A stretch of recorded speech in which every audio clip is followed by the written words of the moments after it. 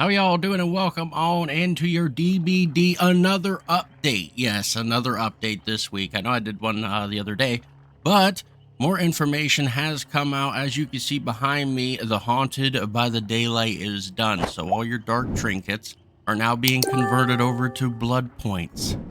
I'm going to hop into the store real quick just to show you these two right here. We got the Alien, the Xenomorph skin is out right now.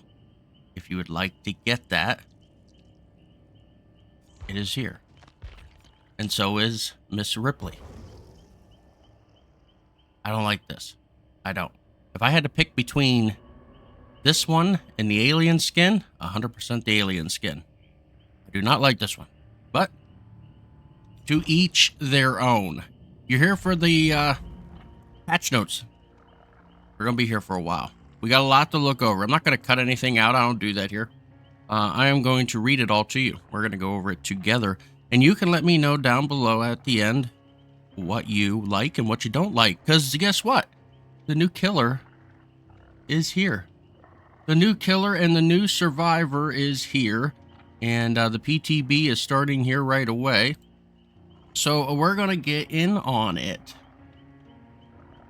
Important progress and save data information has been copied from the live game to our PTB servers on the 28th of October. Please note the players will be able to progress for the duration of the PTB, but none of that progress will be back to the live version of the game. Like we don't know that already. Players will once again receive 12,500 Eric cells on the PTB to explore outfits and characters in the store. Both Auroric cells and purchases made on the PTB build will not transfer to the live. Nothing like teasing you, right? Anyway. Content. The new killer. The Hound Master. Power. Scent of blood. The Hound Master and her dog operate as one. Her commands are followed without question or delay.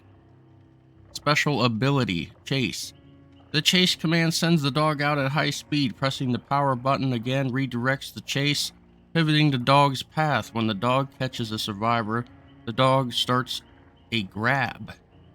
The survivor becomes hindered and is pulled toward the Hound Master. That's pretty much like... Alright, anyway.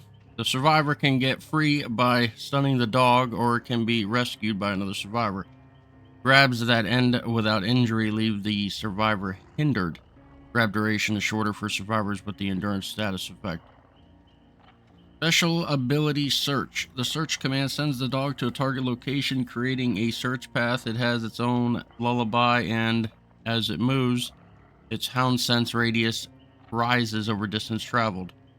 Survivors who enter the radius are infected by hound sense and revealed by killer instinct. If the hound master follows the dog's search path, she gains increased movement speed over time. Leaving the search path ends the bonus movement speed. Another special effect, Hound Sense. Healthy survivors affected by Hound Sense receive deep wounds when injured. Injured survivors affected by Hound Sense suffer from louder grunts of pain and longer pools of blood when put into the dying state. And here are the perks. All Shaking Thunder. After you fall from a height, your lunge attack distance is increased by 75 for 8, 12, 16 seconds. This perk has a 5 second cooldown. Scourge Hook. Oh boy. Jagged Compass. At the start of the trial, up to 4 random hooks are changed into Scourge Hooks. You see the auroras in white. When a survivor is unhooked from a Scourge Hook, it becomes a Scorched Hook. Let me say that again.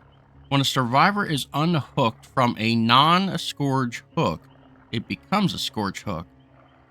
So does the other 4 that are already starting teleport to that hook? Anyway. When you hook a survivor on a Scourge Hook, the aurora of the generator with the most progress is revealed in yellow for 6, 8, and 10 seconds. That's weird to me. Does that, like, come alive? Like, do you start out with 4, and then once you pull them off the hook, another one can appear on that one that you pulled them off of? I'm a little confused on that. I'm not going to take it as that, but like I said, you guys let me know down below what you feel about it. No quarter, and when a survivor reaches 75 of a self-heal, they are focused with continuous skill checks. If one of these skill checks is missed or the heal is interrupted, the survivor becomes broken for 20, 25, to 30. That one right there is probably going to be the best one to me. Because you know how many people heal each other at the hook and whatever, and they have to stop automatically and get running and stuff if the killer's coming? Yeah, I see that being an issue. Definitely. You'll become broken, and then, yeah, you're going to go down. I see that. I'm going to say that's Tori Kane. I'll go with Tori Kane. Perks. No, of Invocation. Another one. Hopefully in the basement. Come on now. Oh, God, it is. When in the basement near the circle, press the ability button 2 to begin the invocation. Invocations take 60 seconds. Other survivors will see your aurora during this time. Oh, God. Once the invocation is completed, completing the invocation disables that perk for all survivors. You become all survivors. So if somebody else has it, you can't even use it? Oh, wow. You better go in as a team then with that perk. Oh, my God. That's crazy. You'll never know if you go in. If you're like a solo dude and you running that and somebody else has it and uses it first, well, your perk's dead then. That's... Geez, you better go in with some friends or something with that. Clean break. After you finish healing another survivor while being healed by another survivor, press the ability button 1 to become broken. After 80, 70, 60 seconds, you become healthy.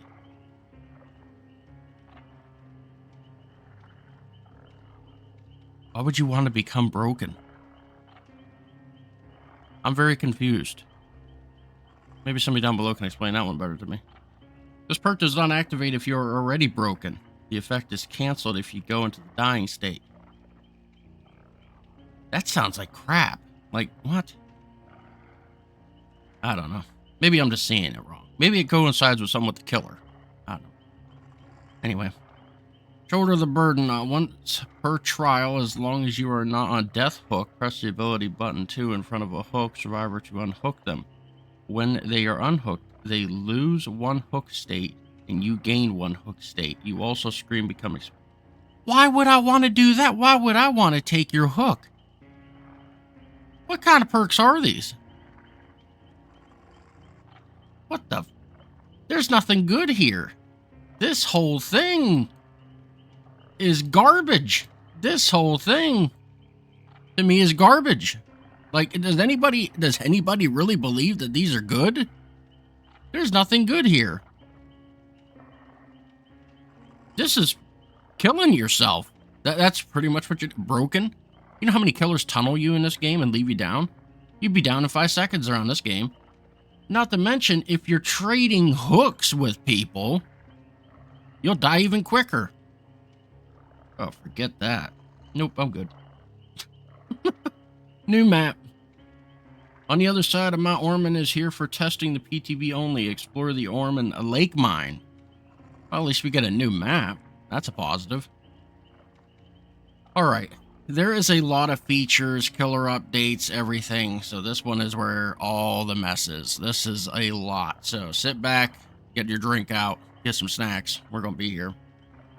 Survivor Activity HUD improvements. All activities will now surface their progress on the activity HUD. Previously was generators and recovery. A new activity was created to different when a survivor is mending or healing themselves. A new activity was created to different when a survivor is blessing a totem. Some killer power interactions which were previously missing are now included on the activity HUD. So some of the stuff that you were doing in the map were the same. Like if you were healing someone or healing yourself or working on a totem, stuff like that. They all had their own different little things that popped up on the left. Well, now they're going to have different ones to pretty much explain what exactly they're doing. So you're going to know if they're healing themselves. You're going to know if someone's healing them.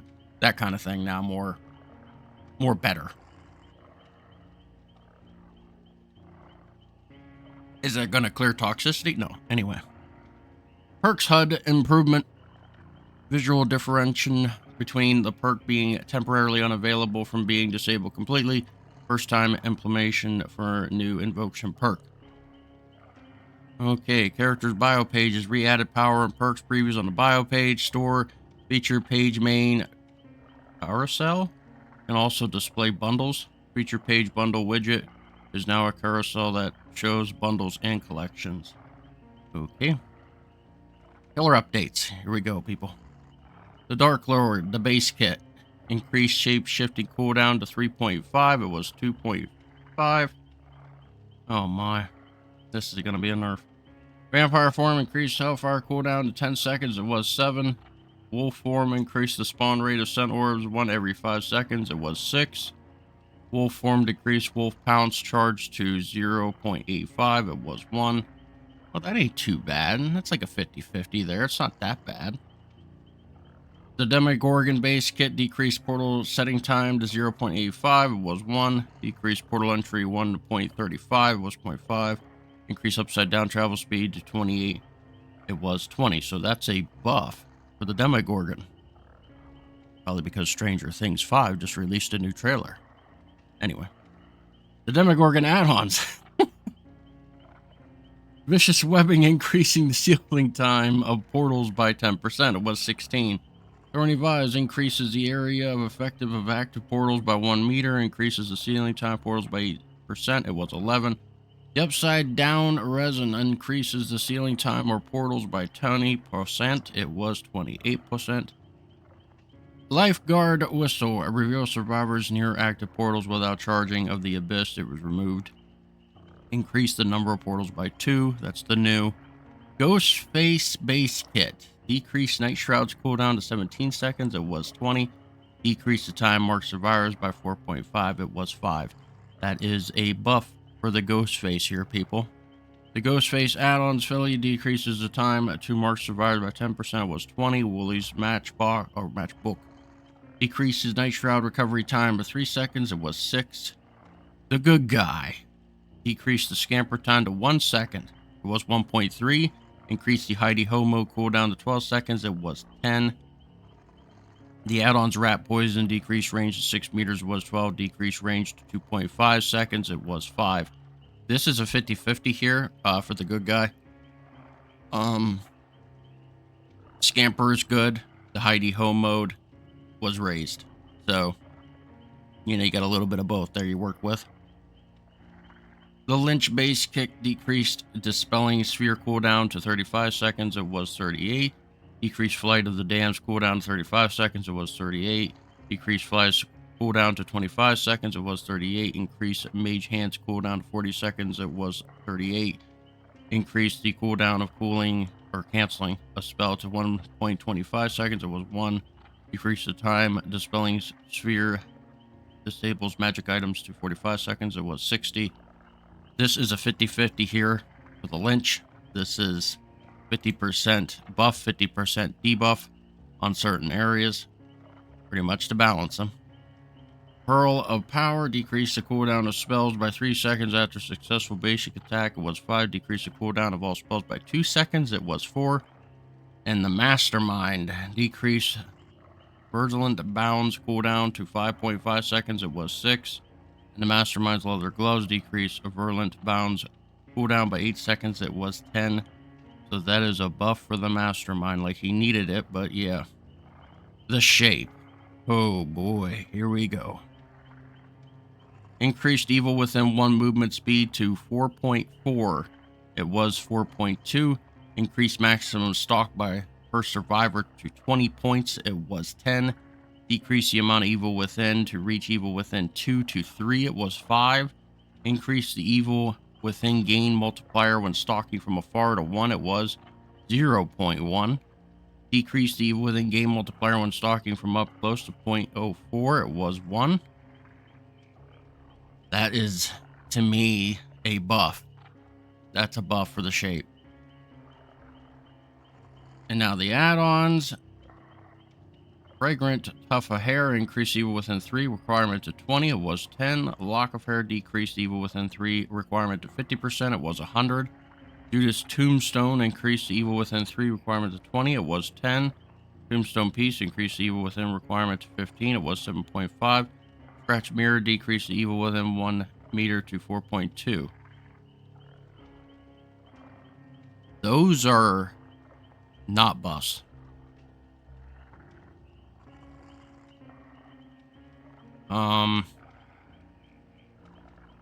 Those to me are debuffs. That's weird. Okay, so the base kit is pretty much getting updated. It's getting more powerful to me. So that's mostly a buff. But his add-ons are getting debuffed.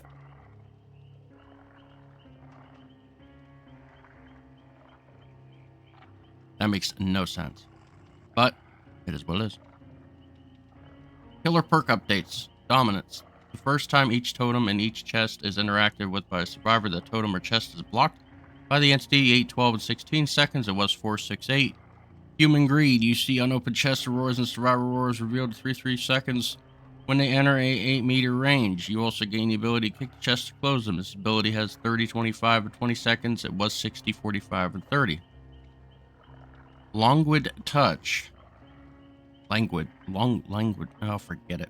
When a survivor within 36 meters of you scares a crow, they gain the exhausted status effect for 6, 8, 10 seconds. This perk was a 5-second cooldown. Was 20. Wave Atonement. When any item becomes depleted for the first time each match, it is dropped. You see the Aurora dropped items. Survivors within 8 meters of dropped items have their own Auroras revealed to you. Was 12. Affected survivors see the item's Auroras. That is new. When the survivor picks up the survivor's items, they suffer the oblivious status effect for 20, 25, and 30 seconds. So there is some buffs and debuffs mixed in there. I don't really think it's going to change gameplay too much, but it is some buffs and debuffs. Survivor update decreased the time it takes to unlock chests to 8 seconds. It was 10. That's interesting. Perk survivor updates.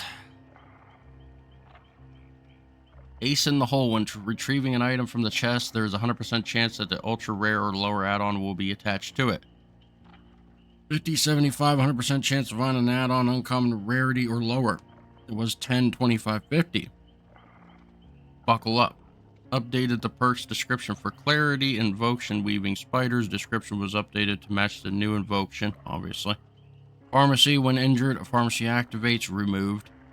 Unlocking chests is 70, 85, 100% faster. Was 40, 60, and 80. The hearing distance from noises from unlocking chests is reduced to 20 meters. It was 8. Pharmacy guarantees an emergency med kit upon completing the interaction. Plunder's instinct. The auroras of unopened chests and items in the environment are revealed to you when standing within a 32, 80, or 48, 64 meter range. It was 16, 24, so that's a buff. And oh no, that's a debuff. My bad. Scene partner. Scene partner activates when you are in the killer's terror radius. Whenever you look at the killer scream, then see the killer's aurora for 4, 5, and 6 seconds. Was 3, 4, and 5 seconds. There is a chance you'll scream again. If you do, you'll see the killer's aurora for additional 2 seconds. Scene partner then goes on cooldown for 40 seconds. It was 60. So that's a buff for scene partner. So this is a lot, man. There's a lot between the killers and the survivors. A lot of buffs and debuffs. Like this whole pile here, some are buffs, some are debuffs. It's literally just mixing up the gameplay. That's pretty much what you're doing here. You're just mixing up the gameplay. Bug fixes. Oh boy, oh boy. Improve survivor bot locomotion. Locomotion. They gonna dance? Environment and maps. Oh god, here we go. Fixed missing cracks during the in-game collapse. Fixed floating assets on multiple maps. Fixed brief bright light when returning to the main menu from the store. Fixed sudden brief bursts of bright light when viewing a Mori. Fixed occurrences of exit tiles not matching theme maps. Fixed visual seam at the exit gates on Ormond Lake Mine. Map ain't even out yet and they're fixing it. Fixed pools of blood that failed to appear in multiple places on the Ormond Lake Mine. Why are we carrying... Fixed missing textures on multiple tiles in Ormond Lake Mine. Fixed a clipping issue on the bridge in Ormond Lake Mine. Fixed collision issues on tunnel stairs, tower scaffold ground, and tower tile collisions in Ormond Lake Mine. Rework complex collisions preventing killers' projectiles to pass through on top floor of the Ormond Lake Mine building. Fixed an issue of camera fade conclusion for the Mori update feature. Fixed an issue in Leary's hospital where the killer could not grab a survivor from one side of the generator? I've never even seen that. Fixed an issue with collision of ironworks and the underground complex and Nestrobe wreckage. Alright. Perks fixed an issue that caused the hex throw of the hunt interaction speed values to be incorrect and cleansing the hex undying. Fixed an issue that caused the deathbound perk not to be disabled and grabbing by the killer. Fixed an issue that caused Hex Devour Hope to gain a token when the survivor. That's why everyone was using this. I don't know if you guys. I've run into a lot of killers that were using Devour Hope because it was bugged. Shame on you. I've run into so many people playing Survivor that was running Devour Hope using that as an exploit, pretty much. UI fixed an issue where cinematics can be skipped by L stick and R stick on the controller. Fixed a crash that could occur when using the virtual keyboard. Fixed an issue where the beginner tool chat or text can be seen overflowing in certain languages. Fixed an issue where the prestige button's progress bar isn't reaching accordingly to the blood points balance. Fixed a crash that could occur when equipped and unequipped in the banner and badge. Fixed an issue where the survivor actions icon player status is missing after spectating the killer in the custom game. Fixed an issue where blood splatter effect on the player status is missing in various states. Fixed an issue where unnecessary lines appear when opening the event pop-up. Miscellaneous fixed issue where platform exclusive outfits cannot be seen by other platform players. Fixed an issue that caused Astari, Laura, Trevor, the Lynch, the Dark Lord prestige outfits unlock in the wrong order. Wraith is now correctly able to move and attack during certain interactions when using the Serpent Suit add-on. Fixed an issue that caused killers to be able to spam the Mori interaction. Known issues, the Hound Master. Holy crap.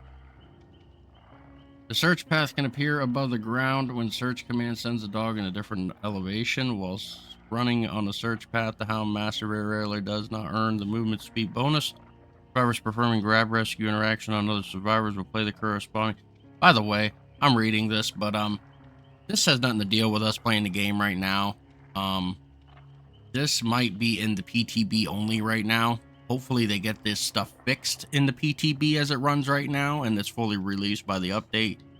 But who knows if they're actually going to get it done.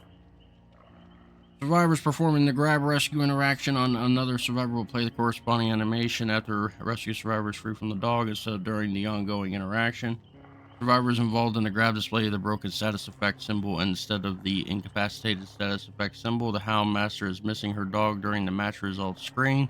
The Hound Master dog position is desynced with the survivor during the Mori when performing multiple actions. The collision on the Hound Master dog prevents the killer from being blinded by flashlights. Oh, that's nice.